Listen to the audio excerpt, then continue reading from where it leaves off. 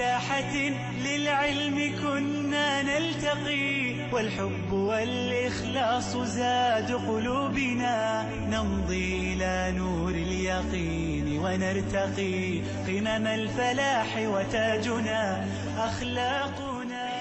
Assalamu alaikum wa rahmatullah, bienvenidos a Consultas Islámicas aquí en Córdoba Internacional TV. Siempre empezamos pues aclarando diferentes conceptos relacionados con el Islam y con la jurisprudencia islámica, y luego, inshallah, pues contestaremos a sus preguntas que ustedes nos pueden enviar a través de las siguientes vías que van a ver en pantalla enseguida, que son el email, que es consultas@cordobainternacional.com, y también la página de Consultas Islámicas en Facebook, donde nos pueden seguir y pueden interactuar con nosotros para contestar sus preguntas y explicar esos conceptos de los que hablaba. Pues tengo el placer de dar la bienvenida, como siempre, aquí en plató a dos queridos hermanos, Mohamed Said, salam alaikum. Salam warahmatullahi wabarakatuh. Alhamdulillah. Y Tawfiq del Harak, salam alaikum. ¿Qué tal? Bien, Hemos estado hablando de las fuentes de la jurisprudencia islámica, llamados en árabe masadir al-tashri'. Hemos hablado sobre todo del Sagrado Corán, que es por excelencia la fuente más, digamos, más consensuada por toda la umma, además de la sunna del profeta Muhammad sallallahu alaihi wasallam. Y hemos mencionado algunos aspectos y os pregunto si existen diferentes formas de dividir o de categorizar el Corán. Se me ocurren, por ejemplo, pues dónde fue revelado el Corán, en Medina o en Meca, lo que se llama pues el Corán Medani o el Corán Mekki. ¿Cuál es la diferencia entre ambas categorías? Sí, habla nuestra Bismillahirrahmanirrahim. Alhamdulillah, salatu wassalamu ala maulana Rasulillah wa ala alihi wa sahbihi wa man walah. En el nombre de Allah, clemente y misericordioso, alabado sea Allah subhanahu wa ta'ala, paz y bendiciones sobre su último mensajero, el profeta Muhammad, sobre su noble familia y sus nobles compañeros, y sobre todos nosotros que estamos siguiendo sus sunnas hasta el día del juicio final. Amén. La verdad, una de las características de esta umma y de las cosas que Allah subhanahu wa ta'ala ha otorgado a esta umma, en especial a nuestro amado y querido mensajero profeta Muhammad, la paz sea con él, es que el último libro sagrado, lo que yo llamo a veces como último testamento, si ya tenemos el Antiguo Testamento y el Nuevo Testamento, pues el último testamento a esta humanidad es el noble Corán. Ha sido revelado de una manera pues gradual durante 23 años. Comparado con los demás libros, esta característica es muy importante, así educando toda la umma, y luego con estas legislaciones, teniendo el contexto, por supuesto, cultural, político y económico, religioso de la época. En estos 23 años se dividen en dos épocas muy importantes, en el espacio y el tiempo, por supuesto. La primera es la época Mekki, porque nuestro amado y querido mensajero Muhammad, la paz sea con él, vivía ya ahí, era su tierra natal, en la Meca. Después de llegar a los 40 años ha sido designado como profeta y mensajero, y a partir de ahí empezó la revelación del noble Corán durante 13 años. Y luego, después de emigrar, nuestro bien amado profeta y mensajero Muhammad, la paz sea con él, a la ciudad de Medina, pues siguió esta revelación coránica unos 10 años después. De ahí tenemos estas dos épocas, la época Mekki y la época Madani. Y los dos, pues, son toda la época, que son 23 años, lo que duró la revelación del último testamento, del noble libro de Allah, el Corán el Karim.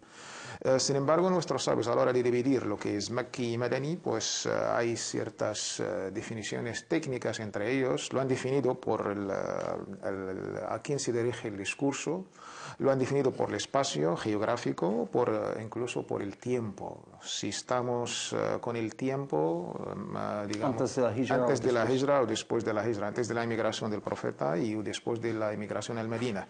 Si estamos hablando, nos referimos a quién se dirige el discurso, a los creyentes, a los politeístas o a los dos. De ahí tenemos o gente o humanos, y a Yohannas se refiere como la época Mekki. O ya ayyuhalladhina amanu, o vosotros que creéis, o creyentes, se refiere a los creyentes que eran más destacados en la Medina.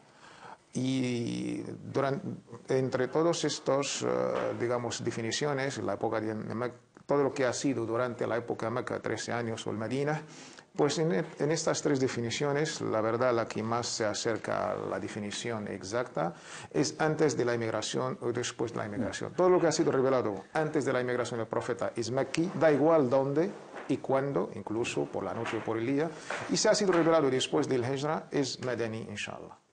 Claro, que en cuanto al contenido de estas aleyas mequíes o medeníes, pues, ¿cuál es la diferencia? Porque también existe una diferencia en cuanto al contenido, en cuanto a incluso el tono de las aleyas, ¿no?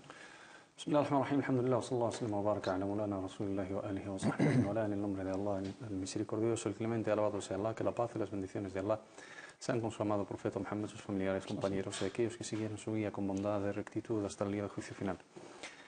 Digamos, los rasgos distintivos o las características de el Corán mequí, el Corán medení, no se limitan única y exclusivamente al tema de espacio y tiempo, sino también tienen muchas referencias a nivel, como has mencionado anteriormente, de contenido, de oratoria, de temática y también de filosofía a la hora de la revelación. Cuando hablamos del tema del contenido, vemos que el Corán mequí se centraba en las cuestiones del dogma, la aqida, la fe, la creencia, el debate teológico, el debate dialéctico, ¿no? con los paganos, con aquellos grupos que rechazaban el mensaje del monoteísmo del Islam, rechazaban la profecía del profeta Muhammad sallallahu alaihi wasallam, la existencia de un Dios uno y único.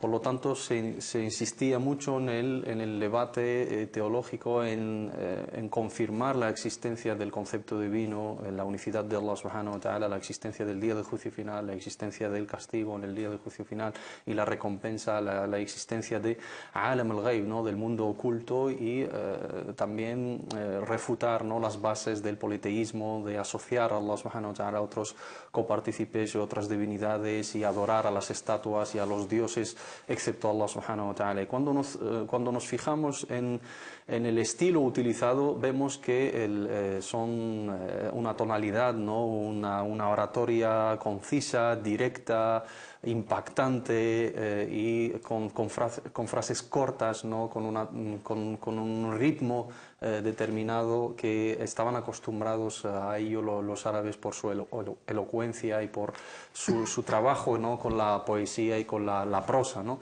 Y cuando vemos también la filosofía, vemos que el mensaje de Meca trataba unos asuntos de creencia, y el Corán de Medina, ya que se había establecido el profeta Muhammad sallallahu alaihi wasallam, se había fundado, digamos, el Estado musulmán, se había establecido la paz, tenían tiempo para adorar a Allah subhanahu wa ta'ala, se dedicaba al aspecto de la adoración, las salidas eran más extendidas, los contextos eran más amplios, el tono era exclusivo para los musulmanes, o el mensaje era exclusivo para los musulmanes, se centraba en la gestión de los asuntos, de los actos de adoración, las transacciones, el muamalat, el trato con los demás, los asuntos políticos, y también con cierta gradualidad, ¿no? Empezando con lo más importante, quitando poco a poco, digamos, acumulaciones de la época mequí, centrándose en la construcción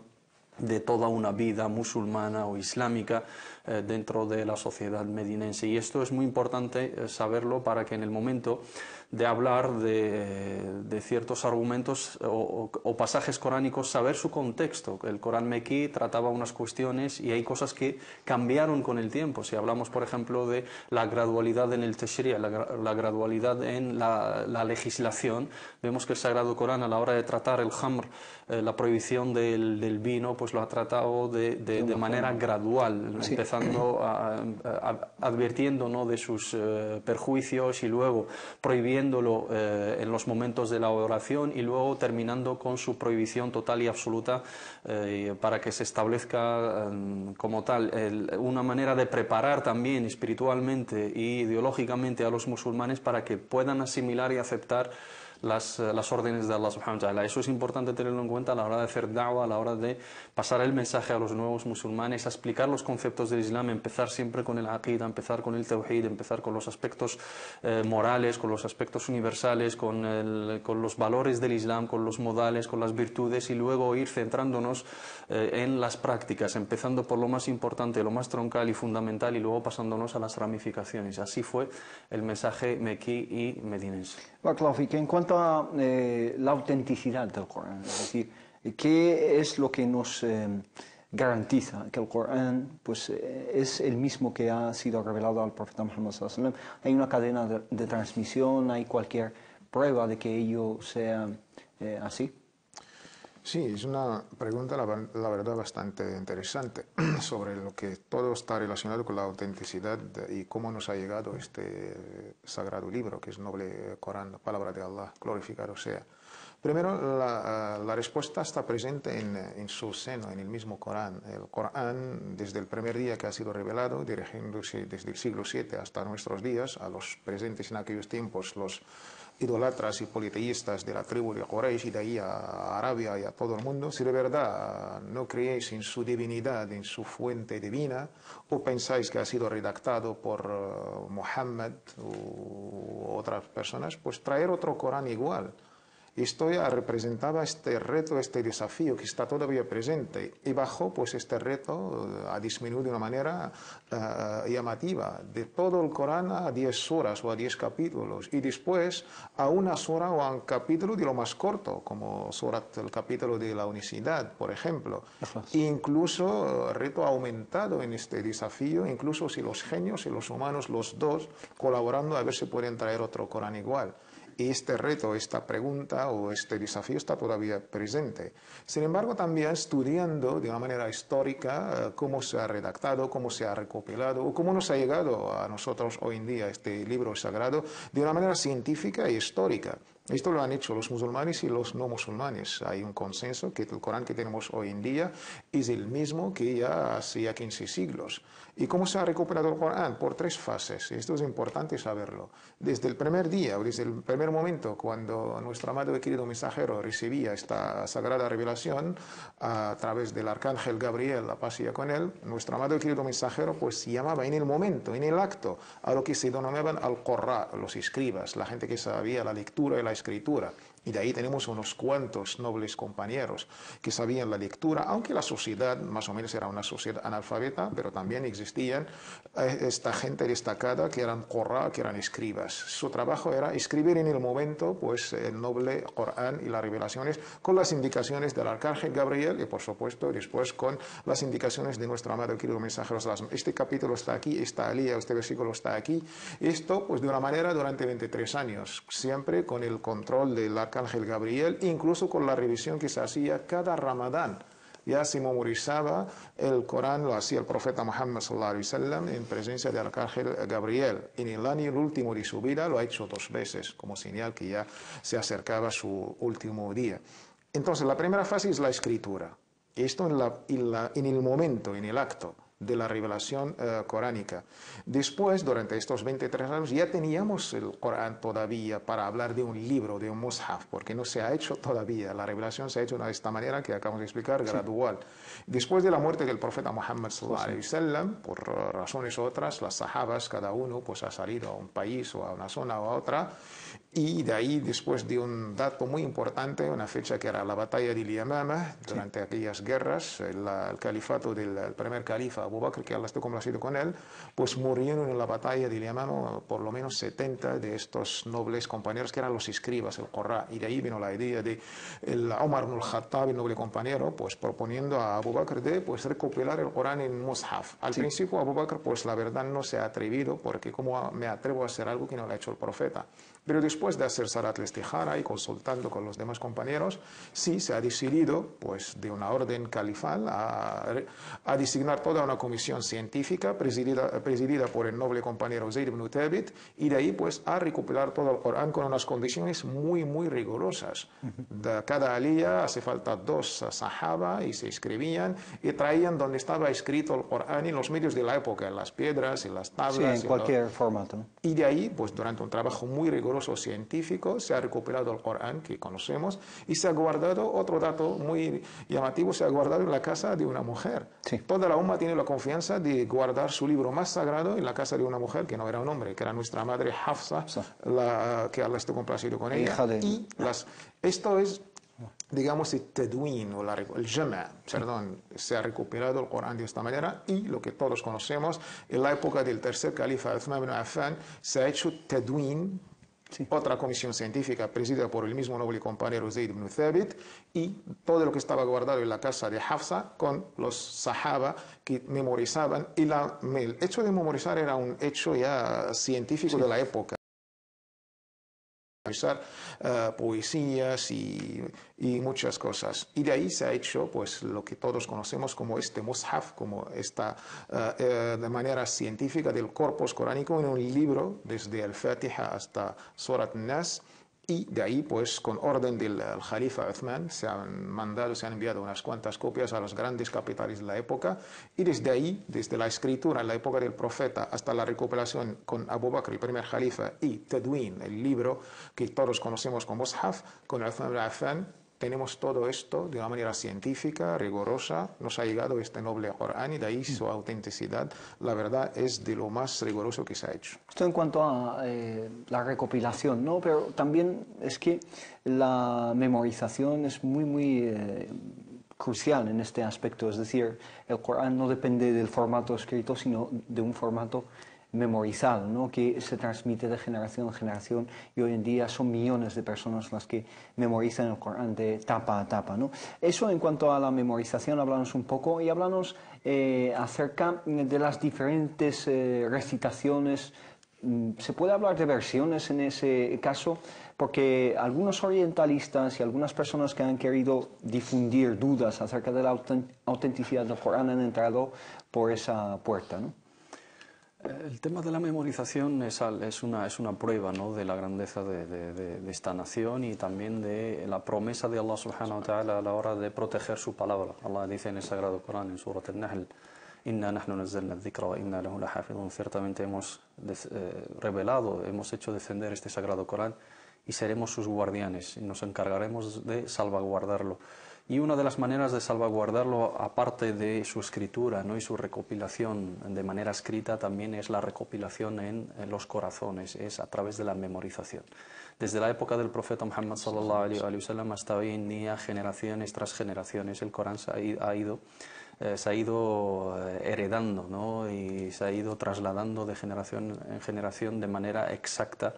Y siempre Allah subhanahu wa ta'ala facilitó, ¿no?, esa tarea a un grupo elegido de la umma islámica en todas sus disciplinas, ¿no? Cuando hablamos de la memorización del Sagrado Corán, hablamos de un largo trabajo, dedicación, esfuerzo, sacrificio para servir al Sagrado Corán, tanto en la memorización, en su escritura, en su caligrafía, en el waqf, en el adden, digamos, en enumerar las aleas, en marcar, digamos, los ceses o las pausas de cada lectura, contabilizar esas aleas. Todo lujo de detalle, ¿no? Y tenemos todas las disciplinas y curiosamente, alhamdulillah, podemos decir que Al-Ándalus, ¿no?, España, la actualidad, fue pionera y fue una qibla, ¿no? Fue digamos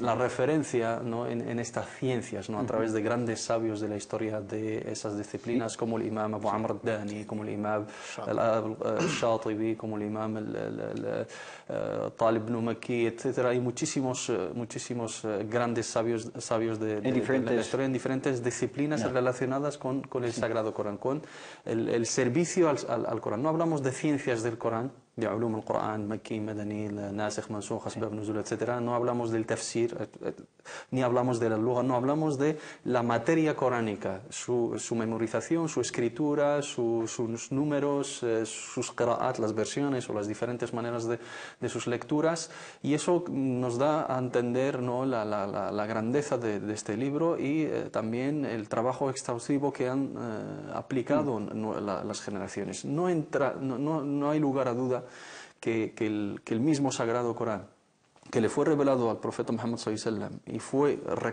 recopilado en la última versión, en la época de Uthman ibn Affan radiyallahu anhu, en el Mushaf al-Imam, el Mushaf referencia, es el mismo que estamos recitando hoy en día. Han descubierto un Corán hace un par de años, que creo que está en la Universidad de Birmingham, en Gran Bretaña, que es de la época de, creo que del Jalifa Omar, ¿no? Que es de la época del profeta Sí, Muhammad unos sallallahu alaihi wasallam, y es idéntico, ¿no? idéntico.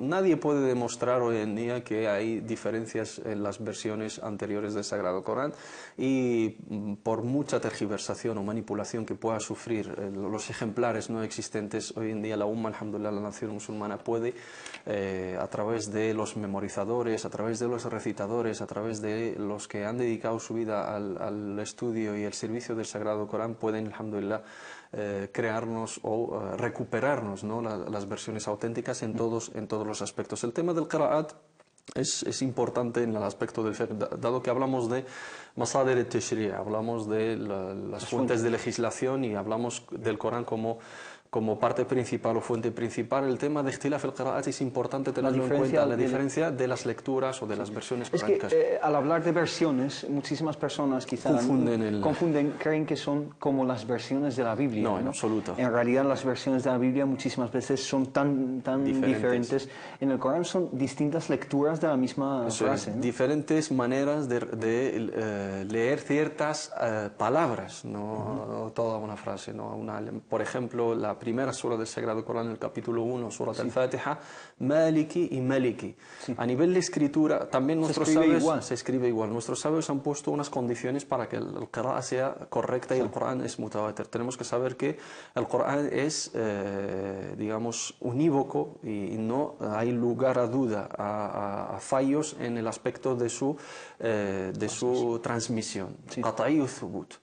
Pero con unas condiciones. ¿Cuál es el Corán que determinamos que es qat'i thubut? Aquel que reúne tres características o tres condiciones. La primera, at-tawatur, que esté narrado de generación a generación. Por grandes grupos de personas, que entre ellos es casi imposible y, digamos, no se plantea la probabilidad de la mentira o de la manipulación o del fallo. Conspiración. Todos, ¿no? Estamos hablando de grupos y grupos de personas que han, digamos, transmitido la misma información a otro grupo y así sucesivamente hasta llegar a hoy en día, en toda su cadena, no es simplemente en una etapa, sino desde el principio hasta el final. Sí. Y cualquier recitador que tiene una ijaza, tiene un certificado de transmisión, te puede certificar digamos, la cadena de transmisión desde su sheikh, desde su profesor hasta el profeta Muhammad sallallahu alaihi wasallam, hasta Jibril, hasta Rabbil Izza Jalla fi'ala. Y esto es único y exclusivo de la comunidad musulmana, no existe en otra comunidad.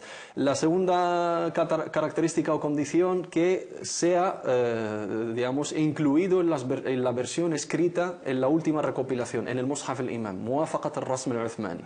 Tiene que entrar en las versiones que recopiló el Jalifa Uthman radiyallahu anhu. Grafías, mejor dicho. En grafías, sí, porque él escribió una copia, que es el Mushaf al-Imam, la referencia, y hizo unas 8 copias, o se dice 7, y se mandaron a las capitales importantes de aquel entonces, Basora, Damasco, Bahrein, Meca, referencia a toda la comunidad musulmana. Y en esas versiones, o en esas copias o ejemplares que se mandaron, se distribuyeron e incluían esas pequeñas diferencias a nivel de rasm. Si esa qira'a, esa versión, es la grafía, ¿no? Es la grafía. Si esa qira'a es mutawatira y también coincide con esas versiones escritas, la última recopilación, cumple. Y la tercera es muwafaqatul lughat al-arabiyya o la tiene que ser admisible y tiene que tener, digamos, referencia en la lengua árabe. No sí, tiene correcta, ¿no? Correcta, tiene que tener una referencia en la lengua árabe, aunque sea a través de una versión, o a través de una posibilidad, una opción. Que sea algo shad fil lugha, algo que no tiene cabida anormal en la lengua árabe, sí. no sería admisible. Toda aquella qira'a, toda aquella versión o lectura que no cumple con estos 3 requisitos se denomina qira'a shadda, digamos, anómala o inaceptable para aplicarla como referencia o fuente de legislación. E incluso esas qira'at shadda fueron recopiladas por nuestros sabios. Tenemos 10 qira'at mutawatira con sus subdivisiones y subcategorías, y luego tenemos 4 principalmente qira'at shadda recopiladas también, y luego las versiones que nos han llegado a través de otros sahaba y otros grandes salaf ridwanullahi alayhim. Simplemente un último punto y con ello termino. Tanto en el hadith como ya veremos inshallah ta'ala, como en el qira'a, la honestidad de nuestros sabios musulmanes y de nuestras primeras generaciones les llevó a guardar incluso aquellas versiones que salían de la norma. Lo suyo es cuando filtras la información y filtras las versiones y dices, estas cumplen y estas no, entonces eliminamos estas, las quemamos o las borramos. No, las guardamos, las guardamos para que conste que estas versiones cumplen y estas versiones no cumplen. Ahadith mawdu'a, tenemos referencias en el ahadith mawdu'a. Lo suyo es eliminarlo, ya que es mentira sobre el profeta. Totalmente fabricados y mentidos sobre el profeta Muhammad sallallahu alaihi wasallam. Hay referencias y obras dedicadas a eso, y se guardaron para que cualquiera hoy en día pueda hacer el matiz y hacer la comparación entre la versión correcta y constatada hasta la época del profeta y hasta hoy en día, y ver las versiones que son anómalas y tergiversadas y manipuladas. Muchas cosas que entran en juego, incluso muchísimas personas al oír que hay millones de personas que memorizan todo el Corán, se extrañan mucho de que memoricen incluso los puntos y las comas, es decir, donde hay que pararse, porque la puntuación, como bien sabemos, cambia el sentido de la frase. Ahí donde nos paramos, pues también cambia el sentido y el significado. Volvemos enseguida, inshallah, en Consultas Islámicas para contestar sus preguntas. في ساحة للعلم كنا نلتقي والحب والإخلاص أمسينا على فطرة الإسلام. Estoy complacido con Allah como Señor. اللهم عافني في بدني. Oh Allah, te pido conocimiento beneficioso. اللهم صل على محمد وعلى آل محمد. لا إله إلا الله وحده لا شريك له، له الملك وله الحمد وهو على كل شيء قدير.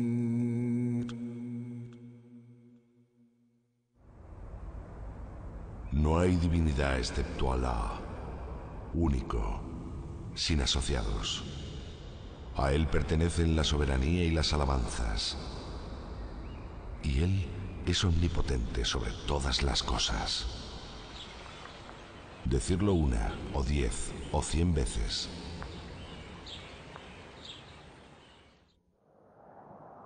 Subhanallah wa bihamdi. Alabado y glorificado sea Allah. Decirlo 100 veces.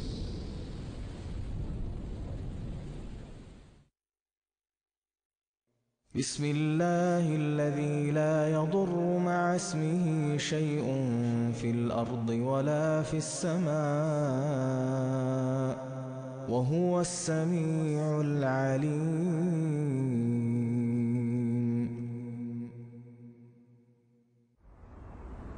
En el nombre de Allah, cuyo nombre protege contra cualquier daño en la tierra y en el cielo. Y Él todo lo oye, todo lo sabe. Decirlo 3 veces.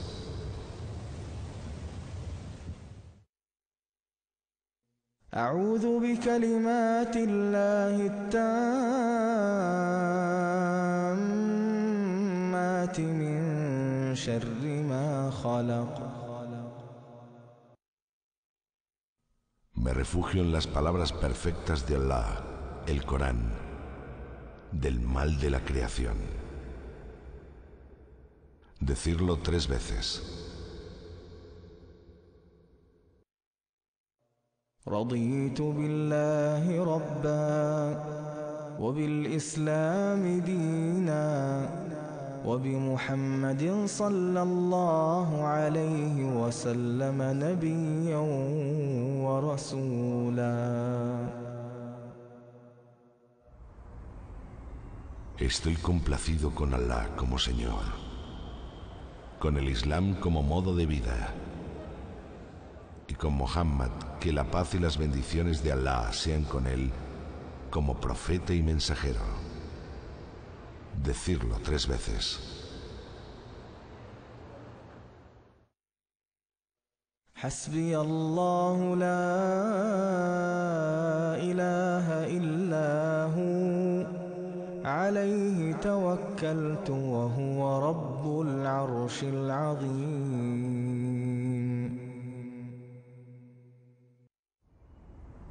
Allah es suficiente para mí. No hay divinidad excepto Él. Me encomiendo a Él. Y Él es el Señor del trono exaltado. Decirlo 7 veces. أمسينا على فطرة الإسلام. Estoy complacido con Allah como Señor. اللهم عافني في بدني. Oh Allah, te pido conocimiento beneficioso. اللهم صل على محمد وعلى آل محمد. في ساحة للعلم كنا نلتقي والحب Assalamu alaikum wa rahmatullah, bienvenidos de nuevo a Consultas Islámicas. Inshallah vamos a contestar algunas de sus preguntas que ustedes nos pueden enviar al email que es consultas@cordobainternacional.com, como aparece en pantalla, y también la página de Facebook de Consultas Islámicas. Nos pregunta una hermana, Asma, nos dice: me gustaría saber si la mujer puede ir a la Meca sin su marido, ya que en este caso nos dice su marido tiene tantas deudas que cree que nunca llegará a pagarlas, y dice que no puede ir a la Meca hasta que no pague antes las deudas. Eso no es correcto, o sea, no puede pensar eso, que no puede ir a la Meca hasta que pague todas sus deudas. Efectivamente, si no paga esas deudas no podría ir nunca, y nunca dejará de tener deudas, por la razón que sea. Sí se permite ir al Hajj teniendo deudas, lo único que hay que tener solvencia y digamos, guardar esos derechos de los demás y no, digamos, negarlos. Puedes tener una deuda que la estás pagando a plazos a la gente que te ha fiado esa cantidad de dinero, y si tienes otra cantidad que te permite cumplir con uno de los pilares del Islam, por supuesto tienes que ir al Hajj. Y el Hajj y el Umrah, como dice el profeta Muhammad sallallahu alaihi wasallam, son unos de los caminos que mejoran nuestro sustento y nos ayudan, inshallah ta'ala, a mejorar nuestra economía. Dice el profeta Muhammad sallallahu alaihi wasallam: "Tabi'u bayna al-hajj wal-umrah فإنهما ينفيان الفقر والذنوب كما تنفي النار خبث الحديد خبث الذهب والفضة". Que hay que, digamos, intercalar entre el Hajj y el Umrah constantemente, siempre que podamos, porque son dos actos de adoración que eliminan los pecados y eliminan la pobreza. Entonces mejoran nuestra economía y nos ayudan, inshallah ta'ala, con la bendición de esos viajes de peregrinación y esos actos de adoración, mejoran nuestra calidad económica, y a través de ello puede Allah subhanahu wa ta'ala facilitarle un sustento y pagar sus deudas. No puede pensar que solo pagando todas las deudas es cuando puede realizar el Hajj. Todo lo contrario, si tiene una cantidad de dinero y no ha hecho el Hajj todavía, lo antes posible que se apresure a cumplir con ese pilar, y luego que pague sus deudas poco a poco, inshallah ta'ala. Barakallahu fik, nos preguntan también algunas preguntas, por ejemplo, la que nos plantea Umnia, nos dice: Assalamu alaikum, adopté hace un par de meses un gato que no tenía dónde ir. El problema es que ahora está creciendo y dentro de nada ya va a alcanzar la madurez, y entonces se le plantea el tema de castrar el gato. Incluso es obligatorio en algunos casos llevarle al veterinario, etc. Nos pregunta si eso es halal. Sí, hemos tratado este tema en más de una ocasión. La base, de una manera así como norma, hay que respetar pues, a todos los seres vivos, en este caso, por supuesto, los animales. Sin embargo, nuestros sabios, al hablar de estos casos de los gatos o de otros animales, si hay una razón lógica, se permite pues, castrarlos, y más en el contexto europeo con las normas de los veterinarios y cuando los animales se ponen en la época de celo y todo esto, inshallah, pues está permitido. Barakallahu fik, nos plantea otra pregunta. Una hermana, Loli se llama, dice: me casé hace 15 años con un señor marroquí y desde el principio seguí con el Islam, hice el Ramadán, pero en sí no era musulmana, no se había convertido, digamos, al Islam. Hoy en día, alhamdulillah, sí, pero tengo problemas en encontrar quien me ayude en mis dudas. La primera pregunta nos dice es sobre los días de ayuno que no he hecho entonces y tampoco recuerdo haber devuelto y me preocupa y no sé qué puedo hacer. ¿Qué puedo hacer en este sentido? ¿Cómo recuperarlo? Si se refiere a los días de ayuno que faltó ahí mientras no estaba del todo musulmana, como ella reconoce, dice que yo al principio, al casarme con ese hombre musulmán, adoptaba ciertas prácticas y llevaba a cabo ciertas prácticas islámicas sin ser musulmana, sin haber confesado, haber atestiguado, ¿no? Su fe y adoptado el Islam como modo de vida, ¿no? Confesado, ¿qué significa confesado? Confesado su creencia en el sentido de... Declarado. Declarado, ¿no? eso Declarado, es decir, hacer la shahada. Hacer la shahada, haber expresado conscientemente y públicamente su conversión al Islam, porque este caso se repite bastantes veces, porque hermanas que se casan con musulmanes por solidaridad y por probar, entonces, pues mira, yo hago Ramadán, Sí, he hecho Ramadán con mi marido, eso no cuenta, porque las prácticas son exclusivamente para los musulmanes y los creyentes. Tiene que tener el sanidad. primer pilar es ash-shahada, el haber atestiguado que no hay más Dios que Allah subhanahu wa ta'ala, Muhammad sallallahu alaihi wasallam es su mensajero y profeta, con todo lo que implica poco a poco, inshallah. Si se refiere a esa época, esos días no cuentan, ella no tiene ninguna deuda. Pero si se refiere a días de ayunos que quedan pendientes de su etapa de conversión verdadera, de que ya ha elegido el Islam y se ha convertido, ha declarado su shahada, pues que haga un cálculo estimado, una estimación de esos días, siempre tirando al alza, digamos, si duda si eran 10 o 15, pues que ayune 16 o 17 días por cautela, ¿no? Sí, que lo haga paulatinamente. Paulatinamente, por supuesto, sí, que vaya recuperando, pero siempre tirando al alza. Si ha sido por desconocimiento, que no lo sabía, que no sabía que tenía que recuperarlo, está exenta de responsabilidad moral y simplemente le corresponde la compensación de la deuda recuperando el ayuno, ayunando. Pero si ha sido por negligencia, no sabiendo que tenía que recuperarlo y lo ha dejado pasar, por omisión o por dejadez o por, digamos,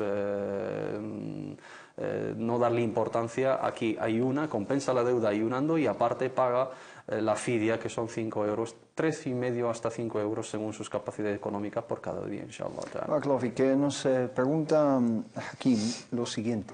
Dice: yo sé que solo es permisible para un musulmán estar enfadado con su hermano musulmán o durante 3 días como mucho. En cualquier caso, si solo veo a ciertos hermanos una vez por semana o algo así, nos dice, ¿es permisible para mí alejarme de ellos más de ese periodo? El Islam básicamente opta por las buenas relaciones entre los hermanos. Esta es digamos, la ley básica del Islam. Ser musulmán pues nos reúne este concepto de hermandad. Todos los creyentes son hermanos entre sí. Y de ahí pues habrá diálogo, el consejo y todo lo que nos va a ayudar a mantener esta hermandad como musulmanes. Pero si pasa cualquier cosa, que el Islam también la ha contemplado porque trata con seres humanos, nos equivocamos, cometemos errores como todos, pero también hay que corregir. Depende del error que ha cometido el hermano, si era un error gravísimo y a un estado de bid'a y está incluso propagando esta bid'a, ahí el Islam toma unas medidas un poquito severas o punitivas. Sí, pero bid'a, ¿quién la determina? Porque a lo mejor él considera algo que es bid'ah, pero luego no lo es. Porque el hadith del profeta sallallahu alaihi wasallam de dejar de hablar con alguien es algo ya a los extremos. No hay que llevarlo a la ligera este hadith. Siempre hay que optar por el diálogo, por el consejo. Pero llegar a dejar de hablar o cortar estas relaciones, esto ya son los extremos, que un hermano está cometiendo algo contra la sharia, contra los preceptos islámicos, incluso lo está propagando. De ahí como una medida que ha tomado el Islam, pues hay que cortar, hay que dejar de hablarle, pero como un máximo de 3 días. Pero si Incluso dejar de problemas hablar- familiares. Si dejar de hablarle provoca una situación peor. Es posible también, pero también el Islam opta por estas medidas, pero siempre desde lo más básico es el diálogo, es el consejo, es corregir, es hacerle recapacitar, pero si no hay, también está presente estas medidas, no es la única. Pero dentro de todo esto, como incluso el Islam lo ha puesto como máximo 3 días. Incluso si hay unos problemas de asuntos familiares y han llegado al máximo de dejarse de saludar o de hablar, el Islam opta también y aconseja que el primero o el mejor de ellos es aquel que se dirige al otro y le empieza con el saludo, y de ahí pues se recuperan estos lazos familiares, estos lazos de hermandad, que esos son unas excepciones, no es la base en el Islam. Y en esta excepción no hay que tomarla como la base, como la norma islámica. La norma es al contrario, es saludarnos y hablarnos. Barakallahu fik, ¿algo que añadir, hermano Mohamed Said, en este sentido? Nos pregunta Jihan lo siguiente: hemos hablado hace unas semanas de pues algunas prácticas de dhikr, pero con bailes, con diferentes gestos que se hacen. Nos pregunta, me gustaría saber si es lícito hacer dhikr sin baile, como los que se hacen en diferentes partes del norte de África. Nos pregunta cómo recitar el Corán en grupo o hacer dhikr en voz alta en las mezquitas, si esto es lícito o no. Esa es la duda que tiene. قراءة القرآن الجماعية, la recitación en grupo del Sagrado Corán, no entra, digamos, en nuestra advertencia la otra vez respecto al tema de al-hadra, ¿no? Hacer el dhikr con baile sincronizado y con ciertos movimientos, ¿no? Justificados con contextos que hemos refutado en este espacio. La recitación del Sagrado Corán en grupo es, bueno, hay cierta divergencia, por supuesto, hay que remarcarlo en torno a ella, pero sí goza de una base en la religión. El hadith del profeta Muhammad sallallahu alaihi wasallam, narrado en Sahih Muslim: "Majtama'a qawmun fi baytin min buyutillahi yatluna kitab Allahi wa yatadarasunahu fima bainahum illa ghashiyatuhum ar-rahma wa haffatuhum al-malaika wa tanazzalat alayhim as-sakina wa dhakarahum Allah fi man 'indah." Un grupo de personas que se juntan en una mezquita para recitar en plural. Yatluna kitab Allah, recitan en grupo el Sagrado Corán, y yatadarasunahu fima bainahum, lo estudian, lo interpretan, lo reflexionan, pues serán arropados por los ángeles, descenderá sobre ellos la paz, la misericordia, y Allah subhanahu wa ta'ala los mencionará en el Mala' al-A'la, los mencionará entre sus ángeles en su trono alabado y exaltado sea. Hay algunos sabios que dicen que este hadith no permite la lectura grupal, jama'iyya, sino se refiere a una reunión grupal, pero la recitación es tilawatu bid-dawr, individual, con turnos, y luego cada uno recita, etcétera. Pero tenemos referencias en Amal al-Sahaba radwanullahi alayhim, uno de los grandes sahaba en el Sham, que enseñaba Abu Darda, que enseñaba a los recitadores de manera grupal, y es una tradición también a lo largo de la historia del Islam a la hora de enseñar el Sagrado Corán, y si se permite, siempre y cuando con ciertas condiciones, que se respeten las normas de recitación, que no se interrumpa la recitación, que sea con las normas de qawa'id al-tajwid, etcétera, y que sea con la intención del aprendizaje y de la perfección de la recitación. Sí. El dhikr al-jama'i, hacer dhikr de manera jama'iyya, pues también tiene base y referencia en nuestras bases, y en torno también el cual hay cierta divergencia de opiniones, pero ambas cosas no entran, digamos, en esa innovación condenable que es hacer bailes y hacer movimientos y saltos, digamos, queriendo falsear una fascinación y una alegría y un trance que no es propio de esos ambientes de dhikr y de espiritualidad y tranquilidad y paz y sosiego, ¿no? Pero hacerlo de manera correcta, con el awrad y el adhkar al-warida a Rasulullah sallallahu alaihi wasallam, hacerlo con dhikr que mencionó el profeta Muhammad sallallahu alaihi wasallam, que tenemos referencia en la sunna del profeta Muhammad sallallahu alaihi wasallam. O al menos un dhikr que no contradiga. O al menos un dhikr que no contradiga, digamos, la esencia del tawhid, porque la mayoría de esos grupos, pues, o esas tendencias turuquís, pues se mencionan frases y dichos y cánticos que son kufr en su mayoría y llevan al politeísmo y incluyen istighatha bil awliya, pedir ayuda e intercesión a los santos, etcétera, cosas que son totalmente opuestas a la manera correcta, ¿no?, en la sunna del profeta Muhammad sallallahu alaihi wasallam. Pero si es una reunión de dhikr, hacemos el istighfar, nos aconsejamos unos a otros, hacemos as-salah ala rasulillah sallallahu alaihi wasallam puntualmente, sin establecerlo como una ibada fija y con un digamos ritual fijo, y pensando que así fue mencionado en la sunna del profeta Muhammad sallallahu alaihi wasallam, entraría inshallah ta'ala y no habría problema. El tema del hadra no es lo mismo que estas dos cuestiones. Hermano Tawfiq, ¿algo que añadir en este sentido? Sí, son dos cosas totalmente distintas. Una cosa no tiene nada que ver con la otra. Dhikr de Allah subhanahu wa ta'ala es de las cosas más loables y requeridas. Recordar a Allah subhanahu wa ta'ala, Allah mismo subhanahu wa ta'ala, glorificado sea, nos va a recordar, incluso cada uno con su nombre. De las mejores obras que tenemos que hacer es recordar a Allah subhanahu wa ta'ala, así estar en su presencia. Si no, vamos a estar olvidados por Allah subhanahu wa ta'ala. Hay no sé cuántas leyes. Todo el Corán nos anima a recordar a Allah, los hadiths del profeta sallallahu alaihi wasallam, de ahí a hacer estos hadras o estos bailes que se han hecho no sé cuántos siglos después. Y el problema es que se dicen estas hadras, cuando se habla al hadra con el dhikr, no, el hadra se hace con poemas, y de estos poemas, si lo vamos a analizar, nos vamos a encontrar con muchísimas sorpresas. Y luego la introducción de todos los aparatos musicales, y sale de lo que es el concepto de dhikr en su filosofía, en su estado de khushu' y concentrarnos con Allah subhanahu wa ta'ala. Así, y compararlo con el qira'at al-Qur'an jama'iyya, la recitación del Qur'an así en grupo, en voz alta, y sin tener el contexto histórico. Aparte de lo que ha explicado el hermano Muhammad Said, en nuestro contexto marroquí, por ejemplo, esto se ha hecho desde la dinastía al-Muwahhidin, al-Muwahhidi. Se ha hecho para conservar el Qur'an y para que la gente pues se aferra a este libro sagrado. Pues con la versión de que tenemos en Marruecos del Imam Nafi', que esta lectura más con riwaya de Warsh, y luego algo muy importante que no lo tienen los hermanos de Oriente, que es el waqf, esta puntuación que tú antes mencionabas. En el siglo IX o X de la Égira vino el Imam al-Habti y ha hecho estas puntuaciones donde hay que parar en el momento de recitaciones. Sí. Si vamos a recitar hay que respetar estas normas. Uno va a seguir leyendo, recitando, y el otro. Es importante tener todo esto en cuenta. Y de ahí, pues yo creo que el tema de dhikr jama'a incluso es un tema jurídico entre nuestros sabios. La máxima o la opinión del Imam Nawawi en su famoso libro Al-Adhkar es explícita y clarísima. Es digamos, algo que es permitido o mubah, teniendo en cuenta también otros que opinan lo contrario, pero este es un debate jurídico, no hay que compararlo con el otro que no tiene ninguna base, ni en la Sharia, ni en el Corán, ni en la Sunna.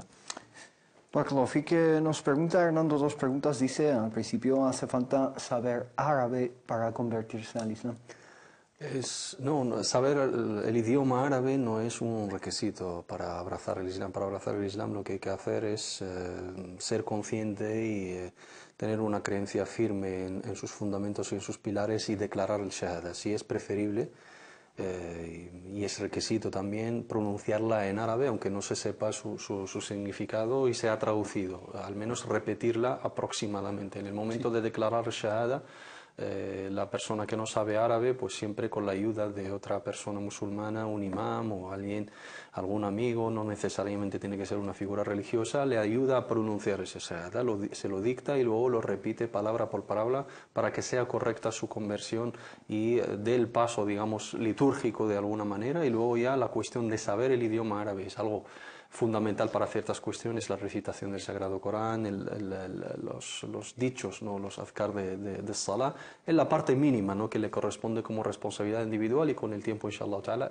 ir profundizando poco a poco en su estudio y conocimiento. Pero no es un requisito fundamental saber de antemano la lengua árabe para convertirse al Islam.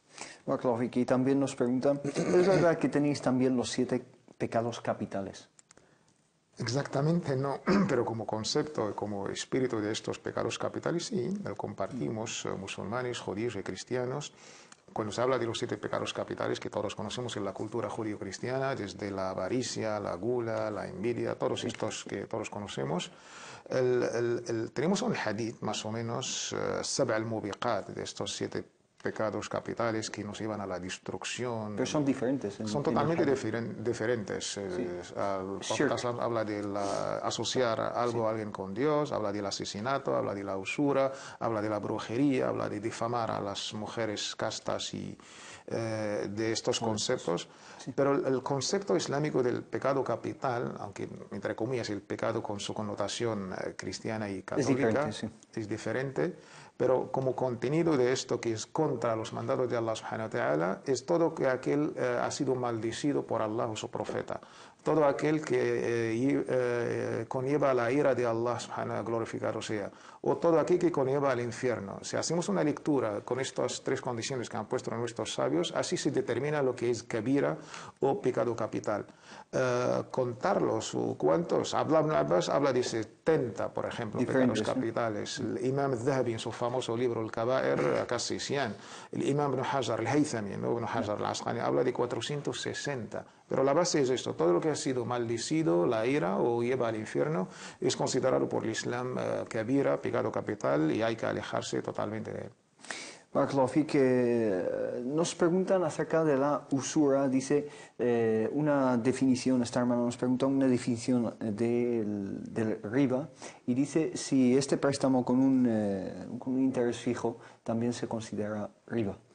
El riba es todo aquel crédito financiero que genera un beneficio. Allah subhanahu wa ta'ala prohíbe la usura porque es una especulación y es un beneficio económico no basado sobre el esfuerzo ni la transacción comercial. Allah ha permitido el comercio y ha prohibido la usura. Todas las transacciones económicas tienen que estar basadas sobre una actividad real, una actividad directa, una mercancía por el medio, una transacción financiera comercial por el medio. Simplemente a través del dinero, prestar una cantidad de dinero y ese préstamo genera un beneficio sin nada a cambio, esa es la usura. Que el interés sea fijo o variable no cambia absolutamente nada la realidad de esa prohibición, porque al fin y al cabo estás pagando un interés, se mira o tenemos en consideración el tipo de transacción. Incluso hay transacciones que generan un beneficio y están permitidas, ¿no? البيع بأجل مع الزيادة في الأجل مع الزيادة في الثمن البيع بالتقسيط مع الزيادة في الثمن الزيادة في الأجل. Vender a plazos alguna mercancía, aplazándola, ampliando, digamos, el plazo y ampliando el precio. Ahí pagarías un interés en esa transacción, pero eso es permitido porque hay una actividad comercial real y hay una mercancía por el medio. Pero si en el caso de la usura es simplemente dinero. Te dejo dinero, tú con ese dinero compras algo, pero a mí me devuelves el dinero con interés. Que me lo devuelvas con un interés fijo o variable no varía la naturaleza de la prohibición de esa transacción. Esa fue la pregunta de Rosa en cuanto a riba, a la usura. Y Fátima nos pregunta también en el mismo ámbito, dice: Salam alaikum, si mi marido hace algo de riba sin mi acuerdo, entro yo también dentro de esa transacción de usura o de riba. Mi marido ha sacado dinero de una cuenta mía sin mi permiso. ¿Qué responsabilidad tiene ella en esta transacción, ¿no? Al utilizarse esa cuenta genera una riba, una usura. Dice si ella también es responsable por ello. La base islámica es cada uno es responsable de sus propios actos. Nadie cargará sobre la carga del otro. Pero, sin embargo, como matrimonio les une la vida, les une la familia. Yo creo que la hermana primero no debe aceptar este acto, y de ahí pues su deber es aconsejar a su marido que algo de moral. El Islam le hace pues el papel de aconsejar a su marido. Primero, no aceptarlo, esto estamos totalmente de acuerdo, pero como responsabilidad legal el Islam le exime de esta responsabilidad, solamente su propio marido que tiene esta responsabilidad. Barakallahu Fik por tu respuesta. Hemos llegado al final del programa de hoy. Simplemente dar las gracias a ambos, a Mohamed Said. Gracias a ti. Todo. Tawfiq, muchas gracias por tus explicaciones. A ustedes, muchas gracias por seguirnos. Inshallah, nos vemos muy pronto aquí en Consultas Islámicas. Assalamu alaikum wa rahmatullah. Que la paz sea con todos ustedes. في ساحة للعلم كنا نلتقي والحب والإخلاص زاد قلوبنا نمضي إلى نور اليقين ونرتقي قمم الفلاح وتاجنا